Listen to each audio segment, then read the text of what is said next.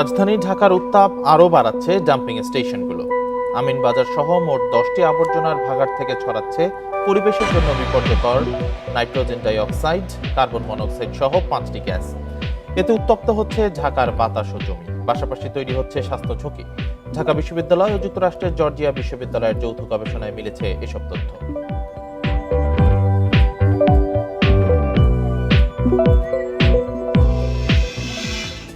এ নিয়ে প্রতিবেদন থাকছে সংবাদের পরের অংশে। স্বাগত সকাল 9টার বিরতিহীন ইন্ডিপেন্ডেন্ট সংবাদে। আপনাদের সাথে আছে আমি রাকিব আহমেদ এবং আমি জান্নাতুল ফেরদৌস রুবা। শুরুতেই জানিয়ে দিব প্রধান শিরোনামগুলো। তাপপ্রবাহের মধ্যে সারা দেশে খুলেছে স্কুল কলেজ। গরমের কারণে কমেছে প্রাথমিকের ক্লাসের সময়।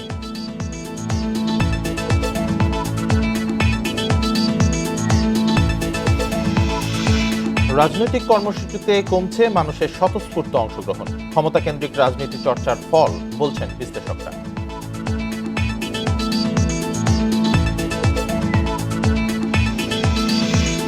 দুবাইয়ের বন্দরে কয়লা খালাস শেষ করল জলদস্যুমুক্ত এমভি আবদুল্লাহ। 3-4 দিনের মধ্যে চট্টগ্রামের উদ্দেশ্যে যাত্রা।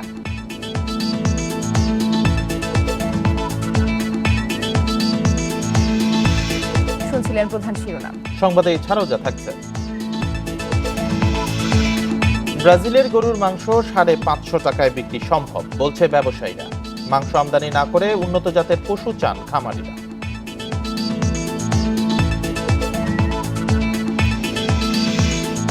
নিরাপত্তা ত্রুটি ধরা পড়লে বিশ্বজুড়ে বোয়িং ড্রিমলাইনার না ওড়ানোর সিদ্ধান্ত হতে পারে। বড় ধাক্কা খাবে বিমান।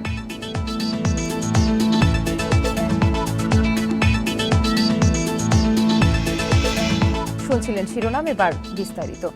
দীর্ঘ ছুটির পর আজ খুলছে স্কুল কলেজ। তবে সারা দেশে তাপপ্রবাহ চলায় বেশ কিছু নির্দেশনা দেওয়া হয়েছে। প্রাথমিকে ক্লাস চলবে 2 শিফটে, সকাল 8টা থেকে 11:30 পর্যন্ত, কিন্তু বন্ধ থাকবে প্রাক প্রাথমিক শ্রেণী।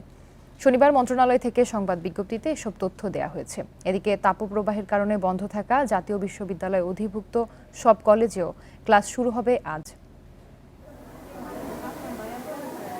ঈদের ছুটি শেষে স্কুল কলেজ খোলার কথা ছিল 21 এপ্রিল, কিন্তু তীব্র দাবদাহের কারণে ছুটি বাড়ানো হয় 27 এপ্রিল পর্যন্ত।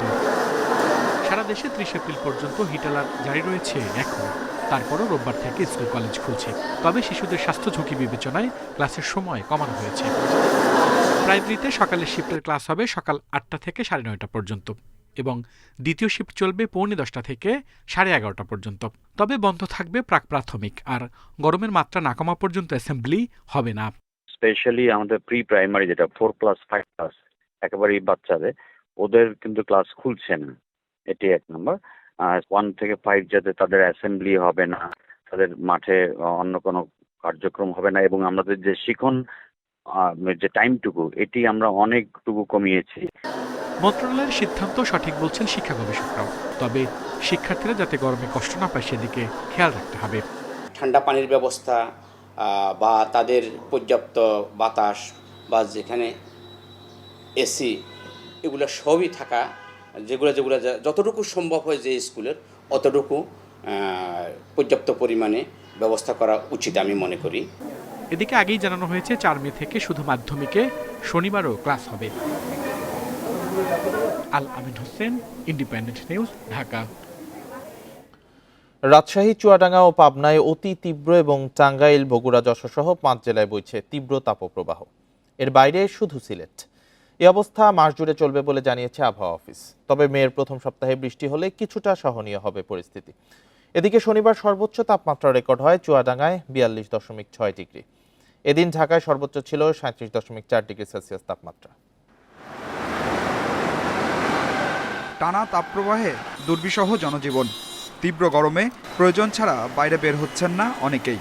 তবে অতি প্রয়োজনে না বেরিয়ে যাদের উপায় নেই তারা বিপর্যস্ত তীব্র রোদ গরমে। বাইক চালাইতেছি, গরমের অবস্থা খুবই বাজে অবস্থা। মানে বাসা থেকে বের হলে কখন বাসায় ঢুকবো খালি থাকে চিন্তায়। খুব কষ্ট, গাড়ি চালানো যায় না, রোদ খুব। এবার একটা খ্যাপ মারলে আবার বসে থাকার লাগে সব সময়, বেশি মানে গাছতলায় যাওয়ার লাগে আর কি। আমি আমার এই বয়সে আমি কখনো এরকম গরম আর দেখি নাই। এই প্রথম এত গরম, মানে খেয়েও শান্তি পাচ্ছি না, কোথাও বেরোও শান্তি পাচ্ছি না, ঘরে থেকেও শান্তি পাচ্ছি না। আবহাওয়া অফিস বলছে সারা দেশেই এখন অতি তীব্র থেকে মাঝারি তাপপ্রবাহের মধ্যে রয়েছে। আর এই অবস্থা থাকবে মাস জুড়ে। বৃষ্টির দেখা মিলতে পারে মের প্রথম সপ্তাহে। আরও 3 দিন মোটামুটি তাপমাত্রা এরকমই থাকবে। তারপর থেকে আপনার গ্রাজুয়ালি একটু করে তাপমাত্রা কমতে থাকবে। আর তারপর যেটা হবে যে আপনার 2 তারিখ থেকে দেশের উত্তর পূর্ব এবং উত্তর দক্ষিণ দিকে বৃষ্টি শুরু হবে। এটা ক্রমান্বয়ে বাড়তে থাকবে।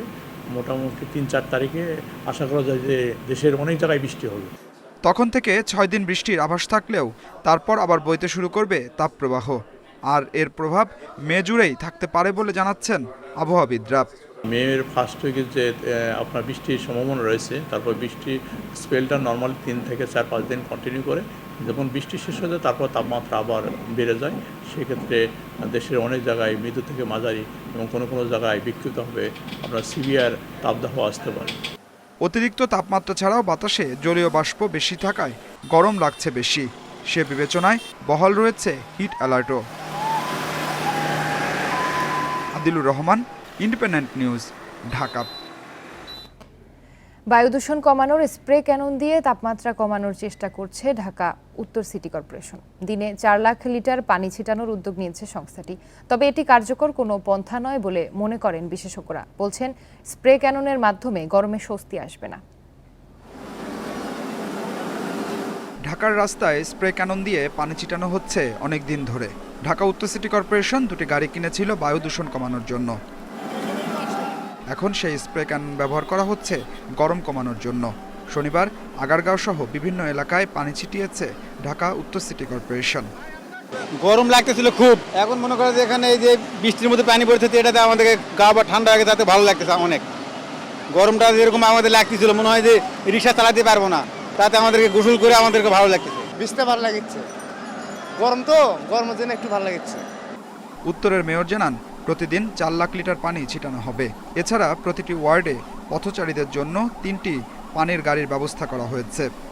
2টো গাড়িতে প্রায় 4 লক্ষ লিটার পানি আমরা ছিটাবো। আমাদের গাড়িগুলা 11টা থেকে বিকাল 4টা পর্যন্ত বিভিন্ন জায়গায় যাবে। এই গাড়িগুলো কিন্তু অলিতে গলিতে যেতে পারবে না, এগুলো থাকবে মেইন রোডে থাকবে। আর অলিতে গলিতে যাওয়ার জন্য আমরা ব্রাউজার, অর্থাৎ রাস্তাটাকে আমরা ঠান্ডা করার জন্য সেই 10টা ব্রাউজার আমরা নামিয়েছি আমরা আজকের থেকে। তবে নগর পরিকল্পনাবিদেরা বলছেন, পানি ছিটানোর মাধ্যমে তাপমাত্রা কমানো যাবে না। প্রয়োজন পর্যাপ্ত জলাশয় ও সবুজায়ন। এই নগরের তাপমাত্রার প্রভাবটা এত বেশি, তার মূল কারণ হচ্ছে নগরের যে ওয়াটার বডিগুলো কমে গিয়েছে, আমাদের সবুজ এলাকাগুলো কমে গিয়েছে। সেইটার যে রেমেডি বা প্রতিকার, সেটা স্প্রে ক্যানন দিয়ে হবে না। স্প্রে ক্যাননের একটা অবজেক্টিভ আছে যে পার্টিকুলার যে রোড দিয়ে যাবে, সেই রোড দিয়ে হয়তো কিছু সময়ের জন্য সাময়িক স্বস্তি হবে। বৃক্ষরোপণ সহ অন্যান্য যেসব পদক্ষেপ নিয়েছিল সিটি কর্পোরেশন, সেগুলো বাস্তবায়নের তাগিদ দিয়েছেন বিশেষজ্ঞরা। Adilur Rahman, independent news, Dhaka. প্রচণ্ড দাবদাহে রেণু ও পোনা মাছের রাজধানী খ্যাত যশোরে ব্যবসায় ধস নেমেছে। গরমে একদিকে মারা যাচ্ছে রেণু পোনা, অন্যদিকে সেচের জন্য মাত্রাতিরিক্ত বিদ্যুৎ ও ডিজেল খরচ হওয়ায় বাড়তি খরচ গুনতে হচ্ছে মৎস্য চাষিদের। এতে লোকসানের মুখে হ্যাচারি ও নার্সারির সঙ্গে জড়িত লক্ষাধিক মানুষ। রেণু পোনার ভরা মৌসুমে 4.5 লাখ টাকা দিয়ে মাছ চাষ শুরু করেছিলেন যশোরের চাঁচড়া এলাকার তপু খলিফা।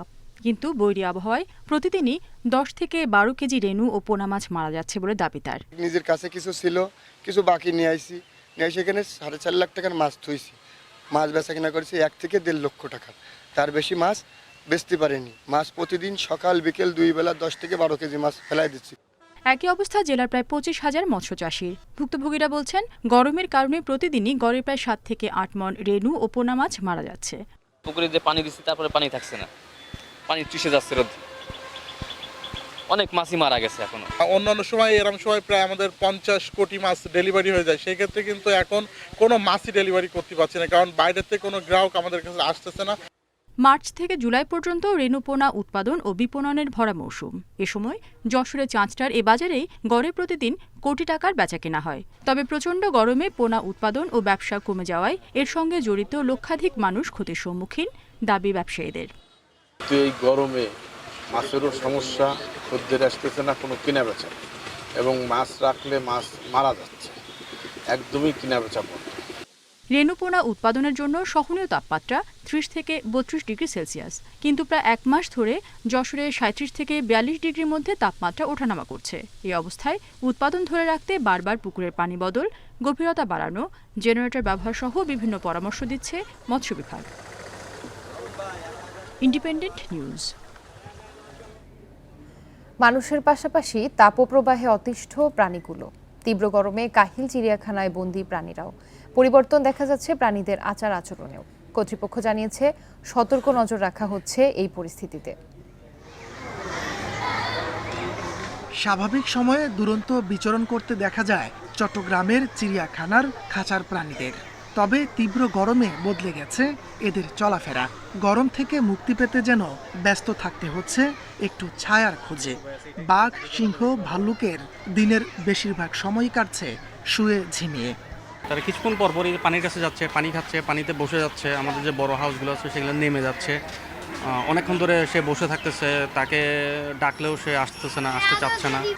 তাপদাহের কারণে যেন পানি থেকে উঠতেই চাইছে না জলহস্তিরা। কর্তৃপক্ষ বলছে গরমে প্রাণীদের আচার আচরণে পরিবর্তনের বিষয়ে সতর্ক নজর রাখা হচ্ছে। যে পর্যাপ্ত পানিটা এখানে আছে এভরি টাইম, আর এর বাইরে শরীরটা শীতল করার জন্য আমরা ভিটামিন সি, মিনারেল, ইলেকট্রোলাইট এগুলো দেওয়া হচ্ছে পানিতে, যাতে কোনো কারণে যাতে হিট স্ট্রোকে আক্রান্ত না হয়। তবে কোনো রকম প্রবলেম আছে আমরা তাকে সাথে সাথে আলাদা করে আমরা তাকে আলাদাভাবে আমরা তাকে স্প্রে করার চেষ্টা করি। তাপদাহে খাঁচায় বন্দি প্রাণীদের রক্ষায় সম্ভাব্য সব ব্যবস্থা রাখার কথা জানিয়েছে কর্তৃপক্ষ। Independent news. ঢাকার ডাম্পিং স্টেশনগুলো থেকে ছড়াচ্ছে পরিবেশের জন্য বিপর্যয়কর 5টি গ্যাস। এর মধ্যে আছে nitrogen die oxide, nitric oxide থেকে কার্বন মনোক্সাইড পর্যন্ত। এতে বাড়ছে ঢাকার উত্তাপ, তৈরি হচ্ছে স্বাস্থ্য ঝুঁকি।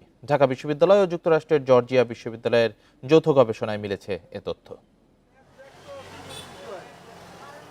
ঢাকার 2 সিটিতে দিনে তৈরি হয় 6,500 টনের বেশি বর্জ্য। এর বড় অংশই ফেলা হয় আমিনবাজারের এই ভাগাড়ে। এছাড়া আরও 9টি জায়গায় ফেলা হচ্ছে বর্জ্য।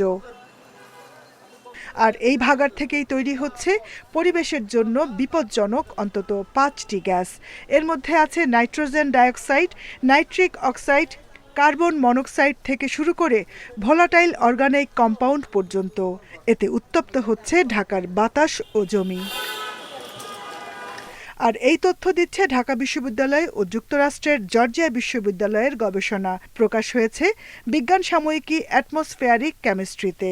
এই যে গ্যাসগুলো আমাদের এখানে আসছে এবং এটা প্রতিনিয়ত আমাদের এখানে ইমিশন হচ্ছে, যে সেটার কারণেই বছরের এই সময়টা দেখা যাচ্ছে যে এমনি ন্যাচারালি অনেক গরম, সূর্যের জন্যই আমাদের এখানে অনেক গরম পায়, তারপরে এই গ্যাসের কনসেন্ট্রেশনগুলো বেশি থাকাতে এটা আরও বেশি গরম পড়ে। বিশ্বে অনেক এক্সাম্পল আছে, তারা এই গার্বেজকে সুন্দরভাবে কাজে লাগিয়ে সেটা থেকে উপকৃত হচ্ছে এবং সম্পদে পরিণত করতেছে। আমাদেরও সেরকম একটা ব্যবস্থা করতে হবে এখানে। এসব গ্যাস বাতাসে স্থায়ী হতে পারে 10 থেকে 400 বছর পর্যন্ত। আবহাওয়াগত কারণে কোনো এলাকার তাপমাত্রা যে পরিমাণ বাড়ে, তার সঙ্গে এই 5 গ্যাস যুক্ত হলে ভয়াবহ হয় পরিস্থিতি। আমরা ঢাকা শহরে 36টা লোকেশনে যখন সার্ভে করি, আমরা দেখি যে কোনো একটা ওয়েস্ট ডাম্পিং সাইডের আশেপাশে তাপমাত্রাটা বেশি থাকে, আবার সবুজ এবং জলাধারের পরিমাণ যেখানে বেশি সেখানে তাপমাত্রাটা কম থাকে। সেইখানে বর্জ্যগুলো পচে বিভিন্ন বায়োগ্যাসে সুবিধা আমরা না নিতে পারার কারণে সেই গ্যাসগুলোই কিন্তু মিথেন আকারে বায়ুমণ্ডলে যাচ্ছে এবং বায়ুমণ্ডলকে একদিকে দূষিত করছে, অন্যদিকে উত্তপ্ত করছে। যৌথ ওই গবেষণা বলছে, মাতোয়াইল ও আমিনবাজারে এসব গ্যাস যে পরিমাণ পাওয়া গেছে তা বিশ্ব স্বাস্থ্য সংস্থার মানমাত্রার চেয়ে প্রায় 6 গুণ বেশি। Jahanara Parvin, independent news, Dhaka. রাজনৈতিক কর্মসূচিতে সাধারণ মানুষের স্বতঃস্ফূর্ত অংশগ্রহণ দিন দিনই কমছে। গণ ইস্যুভিত্তিক কর্মসূচি বাদ দিয়ে ক্ষমতা কেন্দ্রিক রাজনীতির চর্চার কারণেই এই পরিস্থিতির সৃষ্টি হয়েছে বলে মনে করেন রাজনীতিবিদ ও সমাজতত্ত্ববিদেরা। মাঠের রাজনীতি দুর্বল হয়ে পড়ার পেছনে সামাজিক যোগাযোগ মাধ্যমে অভ্যস্ত হয়ে পড়াও একটি কারণ বলে মনে করছেন তারা। জাতীয় সংসদ নির্বাচনের পর আওয়ামী লীগের কিছু সাংগঠনিক তৎপরতা চোখে পড়লেও বিএনপি সহ অন্য দলগুলোর তেমন কর্মসূচি চোখে পড়ছে না। সামগ্রিক রাজনৈতিক কর্মকাণ্ড কি তবে স্তিমিত হয়ে আসছে? রাজনীতিবিদ ও রাষ্ট্রবিজ্ঞান বিশেষজ্ঞরা মনে করেন, শুধুমাত্র নির্বাচন কেন্দ্রিক রাজনীতির কারণেই বর্তমানে এই অবস্থার সৃষ্টি হয়েছে। দীর্ঘদিন ধরে সরকার উৎখাতে রাজনীতি দেখছি, সেখানে সার্বক্ষণিক একটা উত্তেজনার ভিতরে দেশ থাকে, কিন্তু ক্রমাগত বাংলাদেশ সেই উৎখাতের রাজনীতি থেকে বেরিয়ে আসছে। সুতরাং এই নতুন পরিস্থিতিতে কিভাবে সাংবিধানিক পদ্ধতির ভিতরে রাজনীতি করতে হয় সেটা আয়ত্ত করার চেষ্টা চলছে। কেন এখন এত নিষ্ক্রিয় রাজনীতিটা নিষ্ক্রিয় হচ্ছে? এই কারণে যে এখানকার রাজনৈতিক সংস্কৃতিটা হচ্ছে ইলেকশন ভিত্তিক। তো ইলেকশনের আগের 1 বছর খুব ডামাডোল পিটানো হয়, ওয়ান্স ইলেকশন হয়ে যায়, তারপরে সবাই আবার কিছুদিন ম্রিয়মান হয়ে যায়। রাষ্ট্রবিজ্ঞান ও সমাজতত্ত্ব বিশেষজ্ঞরা বলছেন, জনসম্পৃক্ত কর্মসূচির অভাব মানুষকে রাজনীতির বিষয়ে অনাগ্রহী করে তুলছে। এখনকার তরুণ সমাজ আগেকার তরুণ সমাজের মতো রাজনীতিতে আকৃষ্ট না, এবং তারা চায়ের দোকানে গিয়ে, মধুর ক্যান্টিন, কফি হাউস, ওখানে গিয়ে যে রাজনীতির আলোচনা করবে, সমাজে বিপ্লব করবে, এই যুগটা কিন্তু অতিক্রান্ত হয়ে গেছে। ইস্যু সিলেকশনের ক্ষেত্রে বা গণ ইস্যুকে প্রাধান্য না দেওয়া একটা গুরুত্বপূর্ণ দিক। পরিসর পরিবর্তন, যেটা আমি বললাম যে আপনার মাঠ থেকে এটা এখন আপনার ভার্চুয়ালে চলে যাওয়া, সোশ্যাল মিডিয়ায় চলে যাওয়া, এটা একটা দিক। বিশ্ব বর্তমানে ডেমোক্রেটিক ব্যাকস্লাইডিং বা গণতন্ত্রের ঘাটতির যুগে আছে বলে মত দিয়ে বিশেষজ্ঞরা বলছেন, কম বেশি সব দেশেই গণতন্ত্রের ঘাটতি কোনো না কোনোভাবে চলছে। এ ঘাটতি পূরণে একমাত্র সহযোগিতা করতে পারে রাজনৈতিক দলগুলোই। বাংলাদেশের ভবিষ্যৎ রাজনীতি নির্ভর করছে আসলে রাজনৈতিক দলগুলোর আত্মসমীক্ষার উপরে। তারা যদি আত্মসমীক্ষা না করেন তো এটা বাংলাদেশের জন্য খুব ক্ষতিকর হয়ে দাঁড়াবে। আমরা অতীতে অনেক রাজনীতি দেখেছি, অনেক রাজনৈতিক দল দেখেছি, টিকে নাই। শুধু নির্বাচনের বছরেই সক্রিয় থাকা নয়, সারা বছর জনসম্পৃক্ত ইস্যু নিয়ে মাঠে সক্রিয় থাকতে হবে রাজনৈতিক দলগুলোকে। এভাবেই দলগুলোর টিকে থাকা সম্ভব বলে মনে করেন বিশেষজ্ঞরা। শাহাদাত স্বপন, ইন্ডিপেন্ডেন্ট নিউজ, ঢাকা। জাতির পিতা বঙ্গবন্ধু শেখ মুজিবুর রহমানের দ্বিতীয় ছেলে শহীদ লেফটেন্যান্ট শেখ জামালের ৭১তম জন্মদিন আজ। ১৯৫৪ সালের এই দিনে গোপালগঞ্জের টুঙ্গিপাড়ায় জন্মগ্রহণ করেন তিনি। শেখ জামাল ছিলেন সংস্কৃতপ্রেমী এবং ক্রীড়াবিদ। ১৯৭১ সালে মুক্তিযুদ্ধের সময় পরিবারের অন্য সদস্যদের সঙ্গে শেখ জামালও গৃহবন্দী হয়েছিলেন। পরে সেখান থেকে পালিয়ে তিনি মুক্তিযুদ্ধে সম্মুখ সমরে নেতৃত্ব দেন। ১৯৭৫ সালের ১৫ই আগস্টের হত্যাকাণ্ডে পরিবারের অন্য সদস্যদের সঙ্গে নিহত হন শেখ জামাল। জন্মদিন উপলক্ষে আওয়ামী লীগের উদ্যোগে সকাল ৯টায় বনানী কবরস্থানে শেখ জামালের সমাধিতে শ্রদ্ধা নিবেদন এবং আত্মার মাগফিরাত কামনায় মোনাজাতের আয়োজন করা হয়েছে।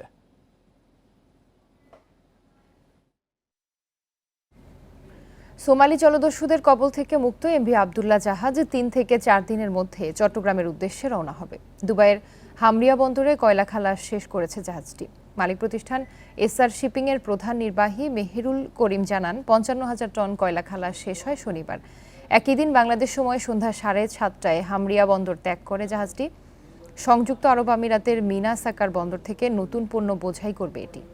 এরপরই ২৩ নাবিককে নিয়ে চট্টগ্রাম বন্দরের উদ্দেশ্যে রওনা দেবে। সেই হিসেবে এমভি আবদুল্লাহ মে মাসের দ্বিতীয় সপ্তাহে দেশে পৌঁছাতে পারে বলে ধারণা করা হচ্ছে।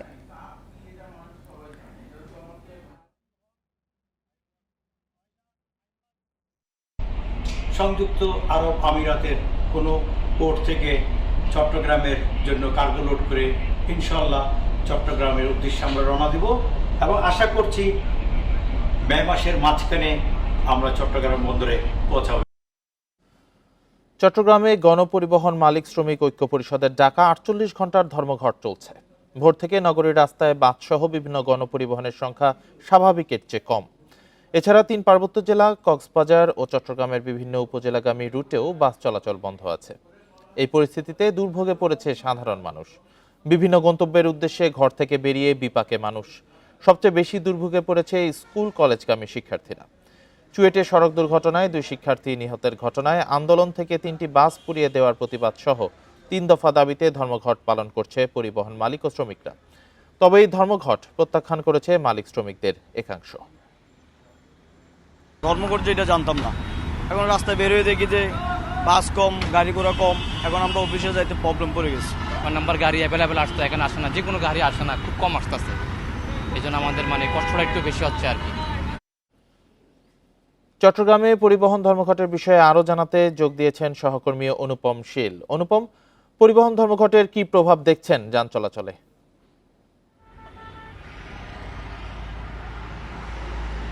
আমরা এখন আছি চট্টগ্রামের শাহ আমানত সেতু মোড়ে, অর্থাৎ কর্ণফুলী নদীর যে সেতু সেখানে, এবং এখান থেকে মূলত চট্টগ্রামের থেকে দক্ষিণ চট্টগ্রামগামী, অর্থাৎ বিশেষ করে কক্সবাজার, বান্দরবান এবং দক্ষিণ চট্টগ্রামের যে আনোয়ারা, বাঁশখালী, পটিয়া, চন্দনাইশ এই সমস্ত উপজেলায় যানবাহন চলাচল করে। এবং এই অঞ্চলগুলোর প্রচুর মানুষ কিন্তু চট্টগ্রাম শহরে থাকেন, যারা সেখানে বিভিন্ন চাকরির কারণে প্রতিদিনই যাতায়াত করেন। এবং আজকে আমরা সকাল থেকে দেখছি সপ্তাহের প্রথম কার্যদিবস, এবং এই প্রেক্ষাপটে কিন্তু এই সমস্ত অফিসগামী মানুষের একটি চরম ভোগান্তি ইতোমধ্যে তৈরি হয়েছে। বিআরটিসির কিছু বাস চলছে, এছাড়া এইসব এখান থেকে যে দক্ষিণ চট্টগ্রামগামী অন্যান্য রুটের যে বাসগুলো আছে সেগুলো কিন্তু বন্ধ, এবং কিছু কিছু মাইক্রোবাস এখন স্বভাবতই সুযোগ পেয়ে তারা দ্বিগুণ তিনগুণ ভাড়া চাচ্ছে। তবে যেই পরিমাণ মানুষ এখানে গাড়ির জন্য অপেক্ষা করছে সেই পরিমাণ যানবাহন পাওয়া যাচ্ছে না। এবং আবার অনেকেই আছেন যারা মূলত দেশের বিভিন্ন প্রান্ত থেকে চট্টগ্রামে এসেছেন, এখান থেকে গাড়িতে করে কক্সবাজার বা বান্দরবান পর্যটন কেন্দ্রগুলোতে যাওয়ার কথা, সেই সমস্ত মানুষও কিন্তু এখন এখানে আটকা পড়েছেন। অর্থাৎ ঠিক কবে নাগাদ তারা এখান থেকে যেতে পারবেন এই বিষয়টি তারা স্পষ্ট করে বলতে পারছেন না।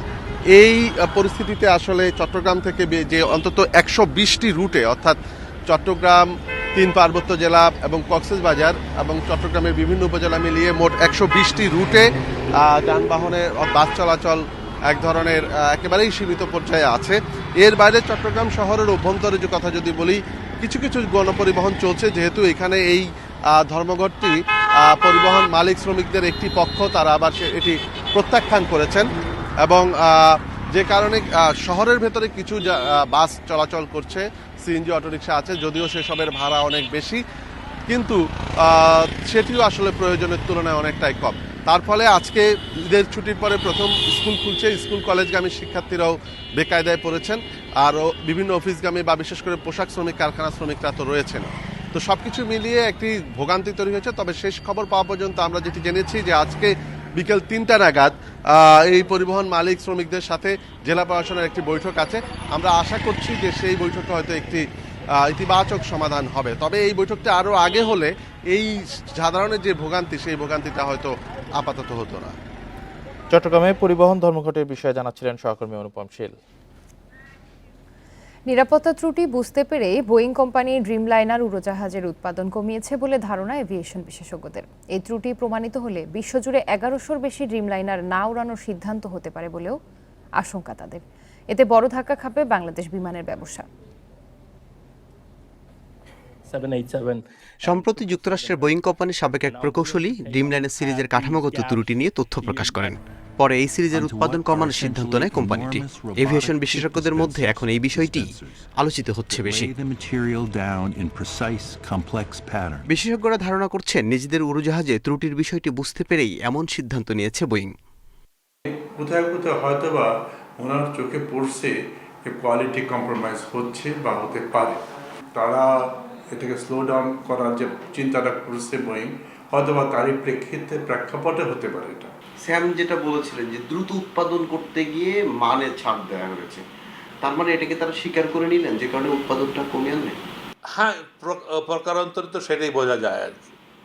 হ্যাঁ, কেননা এই এয়ারক্রাফটটা যখন ডেলিভারি শুরু হলো তখন অনেক মানে আনএক্সপেক্টেড নাম্বার অফ এয়ারক্রাফটের অর্ডার সারা বিশ্ব থেকে তারা প্রকিওর করেছিল।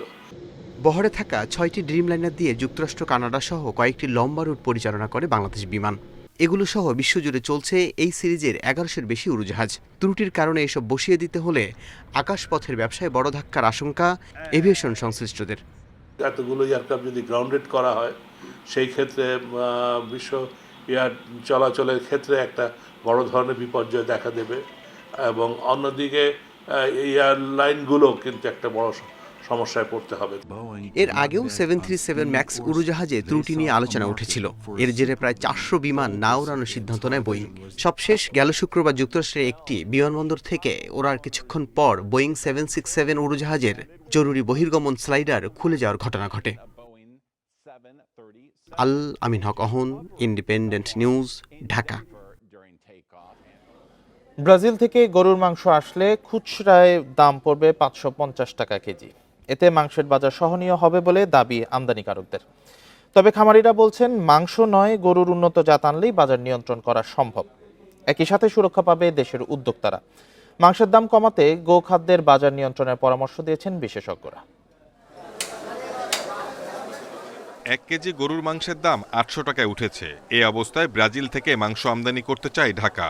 ব্রাজিলের পররাষ্ট্রমন্ত্রী জানিয়ে গেছেন, তাদের গরুর মাংসের দাম পড়বে 495 টাকা কেজি। আমদানিকারকরা বলছেন, 2022 সাল থেকে মাংস আমদানি বন্ধ রয়েছে। চোরাই পথে ভারত থেকে অল্প পরিমাণ হিমায়িত মহিষের মাংস আসছে। সেই মাংস ঢাকায় বিক্রি হয় 500 টাকা কেজিতে, কেনেন রেস্তোরাঁ ব্যবসায়ীরা। আমরা তো অনেক দিন ধরে অপেক্ষা করছি, যেহেতু ভোক্তারাও মাংস পাচ্ছে না, আমরা অপেক্ষা করছি আমদানি হলে। যে আমদানিকারকরা আগে ছিল, যাদের ব্যবসা ছিল, যারা ইনভেস্ট করেছিল ইনফ্রাস্ট্রাকচারে, কোল্ড স্টোরে, গাড়িতে, তারাও বেঁচে যায়, অনেকগুলো পরিবার ভালো চলতে পারে, সেই সাথে ভোক্তারাও কিন্তু মাংস খেতে পারবে। বিশেষজ্ঞরা বলছেন, আমদানি করা মাংসের দাম কম হলেও হিমায়িত খাদ্যে অভ্যস্ত নয় এদেশের মানুষ। মান নিয়েও শঙ্কা থেকে যায়। কম দামে পাইতে গেলে লো গ্রেডের মাংস আসতে হবে, সেটা শুধুমাত্র হোটেল বা রেস্টুরেন্টগুলো ছাড়া চলার কোনো সুযোগ নেই। মানুষের, আমার মনে হয় এখান থেকে আসলে যথার্থই তারা যেটা বলছে, যে সেটা হচ্ছে যে মানে মানুষের বিফ খাওয়ার প্রতি যে রুচি বা ইয়েটা, সেটা অনেকটা নষ্ট হবে বলে আমি মনে করি। কিন্তু খামারিরা বলছেন, মাংসের দাম কমাতে গিয়ে দেশের উদ্যোক্তাদের বিপদে ফেলার পরিকল্পনা হচ্ছে। তাই মাংস আমদানি না করে গরুর উন্নত জাত নিয়ে আসার তাগিদ তাদের।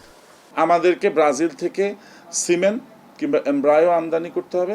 সিমেন কিংবা এমব্রায়ো আমদানি করে ব্রাজিল যেই জাতের গরু লালন পালন করে মাংস উৎপাদন করতেছে, আমরা সেই জাতের গরু আমাদের দেশে লালন পালন করে আমরা মাংস উৎপাদন করে আমরাও দেখাই দিতে চাই, ব্রাজিল থেকে কম দামে আমরা আমাদের দেশে উৎপাদন করে আমরা আমাদের দেশের জনগণকে মাংস খাওয়াতে সক্ষম হব ইনশাআল্লাহ।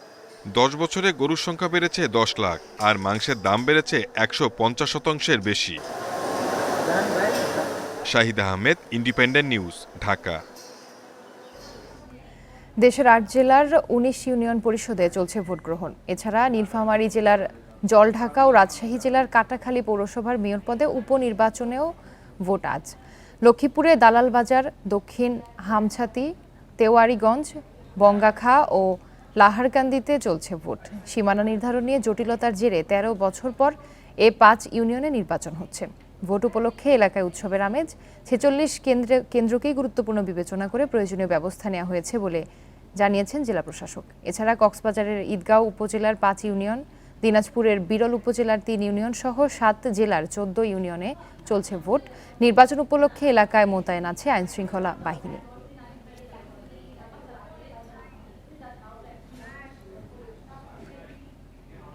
লক্ষ্মীপুরের 5টি ইউনিয়ন পরিষদে ভোট আজ সকাল 8টা থেকে শুরু হয়ে ভোট গ্রহণ চলবে বিকেল 4টা পর্যন্ত। এ নিয়ে আরও জানাতে লক্ষ্মীপুর থেকে যোগ দিচ্ছেন সহকর্মী আব্বাস হোসেন। আব্বাস, সকাল 8টা থেকে ভোট গ্রহণ শুরু হয়েছে, ভোটার উপস্থিতি কেমন দেখছেন, আর ভোট কেন্দ্রের পরিবেশ কেমন রয়েছে, নিরাপত্তা ব্যবস্থা সহ আইন শৃঙ্খলা ব্যবস্থা কেমন?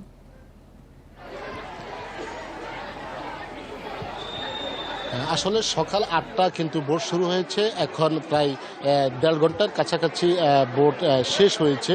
তবে আমরা এই সকাল থেকে বেশ কয়েকটি কেন্দ্রে আমি ঘুরেছি, যেটি দেখেছি যে লক্ষ্মীপুরের যে 5টি ইউনিয়নের যে ভোট হচ্ছে সেখানে 46টি কেন্দ্রে রয়েছে। প্রত্যেকটি কেন্দ্রেই কিন্তু পর্যাপ্ত আইনশৃঙ্খলা বাহিনী নিয়োজিত রয়েছে, পাশাপাশি নির্বাহী ম্যাজিস্ট্রেট রয়েছে, বিজিবি, র্যাব রয়েছে। অর্থাৎ উৎসবমুখর পরিবেশে আমরা সকাল থেকে দেখেছি সুন্দরভাবে ভোট গ্রহণ চলছে, চলবে একটানা বিকাল 4টা পর্যন্ত। তবে এখানকার যে চেয়ারম্যান প্রার্থীরা রয়েছেন তারাও কিন্তু তাদের আজকের এই ভোট নিয়ে তারাও সন্তুষ্ট প্রকাশ করেছেন। পাশাপাশি আমি এখন যে কেন্দ্রে রয়েছি এটি মমতাজ উদ্দিন সরকারি প্রাথমিক বিদ্যালয় কেন্দ্র। এই কেন্দ্রে 3638 ভোট, ইতিমধ্যে প্রায় 300-র মতো ভোট কাস্টিং হয়েছে। অর্থাৎ আমরা এখানে এসে যেটি দেখেছি যে দীর্ঘ লম্বা লাইন নারীদের রয়েছে, পাশাপাশি পুরুষদেরও লম্বা লাইন রয়েছে। সবাই কিন্তু উৎসবমুখর পরিবেশে তাদের যে পছন্দের প্রার্থী তাদেরকে ভোট দিচ্ছেন। তবে আমরা এখানে এসে যেটি দেখেছি যে এখানে যিনি চেয়ারম্যান প্রার্থী রয়েছেন মির শাহ আলম, তিনি এখন ভোট দিচ্ছেন। তিনিও যে আজকের এই ভোট নিয়ে সন্তুষ্ট প্রকাশ করেছেন। পাশাপাশি আমরা এর আগেই দালাল বাজার কয়েকটি কেন্দ্রে ঘুরেছি, সেখানে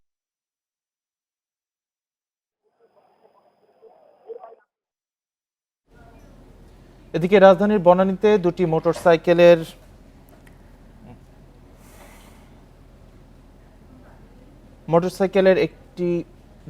রাজধানীর বনানীতে দুটি মোটরসাইকেলের সংঘর্ষের পর একটিতে আগুন ধরে যায়। এ সময় মোটরসাইকেলটি একটি বাসের নিচে চলে গেলে বাসটিতেও আগুন ধরে। পরে ফায়ার সার্ভিসের দুটি ইউনিট তা নিয়ন্ত্রণে আনে। এ ঘটনায় আহত হয়েছেন মোটরসাইকেল আরোহী। দুর্ঘটনার সিসি ক্যামেরার ফুটেজ থেকে পরবর্তী ব্যবস্থা নেওয়ার কথা জানিয়েছে পুলিশ। শনিবার বিকেল 4টা রাজধানীর বনানী। দাউ দাউ করে জ্বলছে একটি বাস ও এর নিচে চাপা পড়া মোটরসাইকেল। প্রত্যক্ষদর্শীরা জানান, দুটি মোটরসাইকেলের সংঘর্ষে একটি নিয়ন্ত্রণ হারিয়ে সড়কে পড়ে আগুন ধরে যায়। জ্বলন্ত অবস্থায় মোটরসাইকেলটি একটি বাসের নিচে চলে গেলে বাসটিতেও আগুন ধরে যায়। বেপরোয়া গতির কারণে নিয়ন্ত্রণ হারায় মোটরসাইকেলটি। মোটরসাইকেলের টান না হলে 180 টান আছে, মোটরসাইকেল টানি নিয়ে লইতে বাইকটা কাইতে গেছে আর এই বাসগুলো বাড়ি ঘর পরে মোটরসাইকেল চলে যায়। মাথাটা ফাটে গেছে, প্লাস গাড়ি ব্যথা পেয়েছে, আপনারা হসপিটাল নিয়ে গেছে। আধা ঘন্টার চেষ্টায় আগুন নিয়ন্ত্রণে আনে ফায়ার সার্ভিসের দুটি ইউনিট। এতে যোগ দেয় নৌবাহিনীও। ফায়ার সার্ভিসের কর্মকর্তারা জানান, দুর্ঘটনায় মোটরসাইকেল আরোহী আহত হয়েছেন। তাকে প্রথমে কুর্মিটোলা হাসপাতাল ও পরে ঢাকা মেডিকেলে স্থানান্তর করা হয়। ময়মনসিংহ থেকে একটি বাস মহাখালী যাওয়ার পথে মোটরসাইকেলের সাথে দুর্ঘটনায় পতিত হয়। মোটরসাইকেলের টেনে কিছু দূর নিয়ে চলে যায় গাড়িটি, যার ফলে এখানে ঘর্ষণের সৃষ্টি হয়। এই ঘর্ষণের কারণে এই গাড়িতে আগুন ধরে যায়। মোটরসাইকেলের যারা আহত হয়েছে প্রত্যেকেই কুর্মিটোলা জেনারেল হাসপাতালে আছে। বাসের যাত্রী এ পর্যন্ত কেউ আহত হয়নি। কর্মকর্তারা জানান, সিসিটিভি ফুটেজ দেখে পরবর্তী ব্যবস্থা নেওয়া হবে। Amirul Islam, independent news, Dhaka.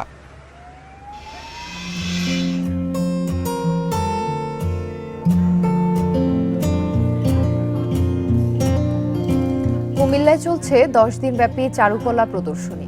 প্রতিকৃত কুমিল্লা ও শিল্পকলা একাডেমির যৌথভাবে আয়োজন করেছে এটি।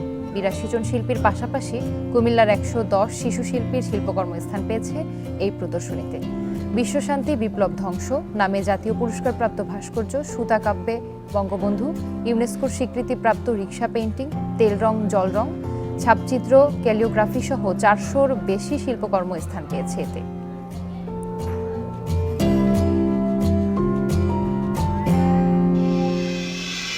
এ নিয়ে প্রতিবেদন থাকছে সংবাদের পরের অংশে। চলে যাচ্ছি পরবর্তী সংবাদে। রাজধানীর ভাসান থেকে গ্যাস লিকেজের আগুনে দগ্ধ আরও একজনের মৃত্যু হয়েছে। শনিবার সন্ধ্যায় চিকিৎসাধীন অবস্থায় মারা যান তিনি। এ নিয়ে একই পরিবারের দগ্ধ 6 জনই মারা গেলেন। ওই ঘটনায় দগ্ধ লিজা শেখ হাসিনা বার্ন ও প্লাস্টিক সার্জারি ইনস্টিটিউটে চিকিৎসাধীন ছিলেন। তার শরীরের 30% দগ্ধ ছিল। তার সেবা চলছিল হাসপাতালের হাই ডিপেন্ডেন্সি ইউনিটে। 5 এপ্রিল ভোরে ভাসানটেকের একটি বাসায় গ্যাস লিকেজ থেকে বিস্ফোরণের ঘটনা ঘটে। সে সময় দগ্ধ হন 6 জন। পরে তাদের বার্ন ইনস্টিটিউটে ভর্তি করা হয়।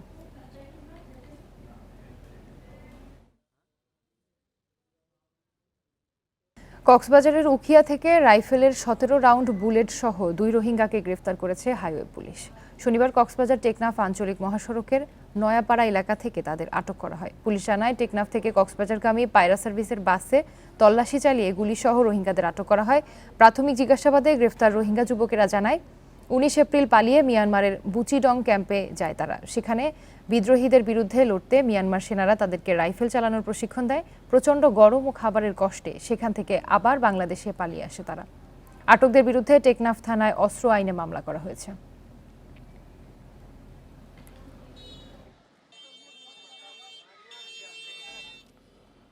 প্রতিষ্ঠার একযুগেও বরিশাল বিশ্ববিদ্যালয়ে ছাত্রলীগের কমিটি না হয় বেড়েছে অভ্যন্তরীণ কোন্দল। অন্তত 13টি গ্রুপ আধিপত্য বিস্তারের চেষ্টায় সংঘাতে জড়ানোয় ব্যাহত হচ্ছে শিক্ষার পরিবেশ। এছাড়া বিভিন্ন গ্রুপের দায়ের করা মামলায় ঝুঁকির মুখে 150 শিক্ষার্থীর ভবিষ্যৎ। 2011 সালে প্রতিষ্ঠিত বরিশাল বিশ্ববিদ্যালয়ে বর্তমানে শিক্ষার্থী প্রায় 10,000। ক্যাম্পাসে ছাত্রলীগের কমিটি না থাকলেও ক্ষমতাসীন দলে ছাত্র সংগঠনের নামে সক্রিয় অন্তত 13টি গ্রুপ। ক্যাম্পাসে আধিপত্য বিস্তার নিয়ে প্রায়ই ঘটছে সংঘর্ষ। শিক্ষার্থীরা বলছেন, স্থানীয় আওয়ামী লীগ নেতাদের সমর্থন নিয়ে ক্যাম্পাসে রক্তিম, বাকি, শান্ত, তমাল, মঞ্জু, শরীফ সহ বেশ কয়েকটি গ্রুপ সক্রিয়। নানা তুচ্ছ ঘটনায় সংঘর্ষের জেরে অন্তত 15টি মামলা করেছে এসব গ্রুপ। আসামি বিশ্ববিদ্যালয়ের 1.5 শতাধিক শিক্ষার্থী। একজনের সাথে রাজনীতি করেন, তার পক্ষে নাই, আপনি অটোমেটিক্যালি একটা মামলা খাওয়া যাবেন। শিক্ষকরা বলছেন, ক্যাম্পাসে তুচ্ছ ঘটনায় কর্তৃপক্ষকে পাশ কাটিয়ে থানায় মামলা দেওয়ায় অভিযুক্ত শিক্ষার্থীদের শিক্ষাজীবন ও ক্যারিয়ার ঝুঁকিতে পড়ছে। একটা আইনগত প্রক্রিয়ায় ফয়সালা হতে তো একটা দীর্ঘসূত্রিতার ব্যাপার ঘটে এবং শিক্ষার্থীদের দেখা গেল যে তারা এখানে বিশ্ববিদ্যালয়ে পাশ করার পরে তাদের পরবর্তীতে কর্মজীবনে যেয়েও কিন্তু এটার একটা বিরূপ প্রভাব পড়ে। বিশ্ববিদ্যালয়ের বিভিন্ন গ্রুপের নেতাদের দাবি এখন পর্যন্ত ছাত্রলীগের কমিটি না দেওয়ার কারণেই বাড়ছে কোন্দল। বিশ্ববিদ্যালয়ের যে দীর্ঘদিনের অচলায়তন, এই অচলায়তন ভেঙে শিক্ষার্থীদের একটি পরিচয় দিবেন এবং শিক্ষার্থীরা যে কেরিয়ার যাদের হুমকির মুখে যে মামলা হামলা এই বিষয়গুলোকে তারা সুন্দরভাবে সমাধান করার চেষ্টা করবে।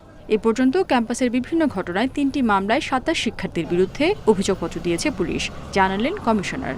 তদন্ত পর্যায়ে আমরা দেখব যে সে যদি যার বিরুদ্ধে মামলাটা হয়েছে সে যদি সে ক্রিমিনাল অফেন্সে জড়িত থাকার যথেষ্ট সাক্ষ্য প্রমাণ থাকে অবশ্যই তার বিরুদ্ধে চার্জশিটেড হবে। ক্যাম্পাসে শিক্ষার পরিবেশ বজায় রাখতে কর্তৃপক্ষ সজাগ আছে বললেন উপাচার্য। আমাদের শিক্ষার্থীদের একটা নিরাপদ ভবিষ্যৎ এবং এই ভবিষ্যৎটা যেন তারা কোনো রকমের ঝামেলা না পোহাতে হয়, এই জন্য আমি প্রক্টর মহোদয়কে আমি এই ব্যাপারে আরও নির্দেশ দিব। গত এক যুগে ক্যাম্পাসে অর্ধশতাধিক সংঘর্ষের ঘটনা ঘটেছে আর সড়ক অবরোধ হয়েছে 23 বার। Independent news. লক্ষ্মীপুরে যুবলীগ ও ছাত্রলীগ নেতা হত্যা মামলার 1 বছর পার হলেও তদন্তের অগ্রগতি নেই। পুলিশ প্রতিবেদন জমা না দেওয়ায় ক্ষুব্ধ নিহতদের স্বজনেরা। মামলার প্রধান আসামি ধরা না পড়ায় নিরাপত্তাহীনতায় ভুগছেন বাদী ও সাক্ষীরা। পুলিশ বলছে আলোচিত মামলাটিকে গুরুত্ব দিয়ে তদন্ত করা হচ্ছে, কাজ অনেক এগিয়েছে। গত বছরের 25 এপ্রিল লক্ষ্মীপুরের পশ্চিমবাজার এলাকায় গুলি করে হত্যা করা হয় জেলা যুবলীগের সাধারণ সম্পাদক আব্দুল্লাহ আল নোমান ও জেলা ছাত্রলীগের সাবেক সাংগঠনিক সম্পাদক রাকিব ইমামকে। পরদিন মামলা হলে 23 আসামি গ্রেপ্তার হয়, তবে কয়েক মাসের মধ্যেই তারা জামিনে বেরিয়ে আসে। মামলার প্রধান আসামি বহিষ্কৃত আওয়ামী লীগ নেতা আবুল কাশেম জিহাদিকে এখনও গ্রেপ্তার করতে পারেনি পুলিশ। এতে ক্ষোভ জানিয়েছেন নিহতের স্বজন ও এলাকাবাসী। এই খুনিদেরকে গ্রেপ্তার করি আমাদেরকে যেন একটা শঙ্কামুক্ত করে। হুমকি ধমকি ছিলই, আর এখন এ পর্যন্ত বিশেষ করে এ পর্যন্ত প্রধান আসামির যে আইনের আয়ত্তা না আসার কারণে এখন দিন দিন প্রতিনিয়ত আমার এই হত্যা এই হুমকি ধমকির ইয়েটা বাড়তেছে। নিহত আব্দুল্লাহ আল নোমানের ভাই মামলার বাদী মাহফুজুর রহমান জানান, মামলা তুলে নিতে ভয় ভীতি দেখানো হচ্ছে। যেহেতু প্রধান আসামি এবং তার সাথে আরো মেন 2-4 জন আসামি এখনো এরা আইনের আওতায় আসতে পারে নাই, ধরাছোঁয়ার বাইরে আছে। এরা বাইরে থেকে বিভিন্ন হোয়াটসঅ্যাপ কল দিয়ে মানুষকে আতঙ্কিত করতেছে। হত্যাকারীদের বিচার নিশ্চিতে দ্রুত তদন্ত প্রতিবেদন দেওয়ার দাবি জানিয়েছেন স্থানীয় জনপ্রতিনিধিও। আর পুলিশ বলছে আলোচিত মামলা হওয়ায় প্রতিবেদন দিতে সময় লাগছে। আমরা মনে করি যে অতি শীঘ্রই তারাও গ্রেপ্তার হবে, আইনের আওতায় আসবে এবং অপরাধীদের সর্বোচ্চ সাজা নিশ্চিত হওয়ার জন্য আমাদের পক্ষ থেকে যতটুকু করণীয় আমরা সেটা করছি। আমরা চেষ্টা করছি মামলাটি সুষ্ঠু তদন্ত শেষে দ্রুত যেন পুলিশ প্রতিবেদন আমরা কোর্টে প্রেরণ করতে পারি এবং আমরা থেকে আশঙ্কা করতে পারি এই মামলা প্রশ্নবিদ্ধ হবে এমন কোনো তদন্ত এই মামলায় হবে না। তদন্ত কাজ অনেক দূর এগিয়েছে বলে জানিয়েছে পুলিশ। Independent news. এই ছিল এখনকার সংবাদে। ইন্ডিপেন্ডেন্ট টেলিভিশনের সব খবর আরও বিস্তারিত জানতে চোখ রাখুন ফেসবুক, ইউটিউব, এক্সে। ধন্যবাদ সবাইকে।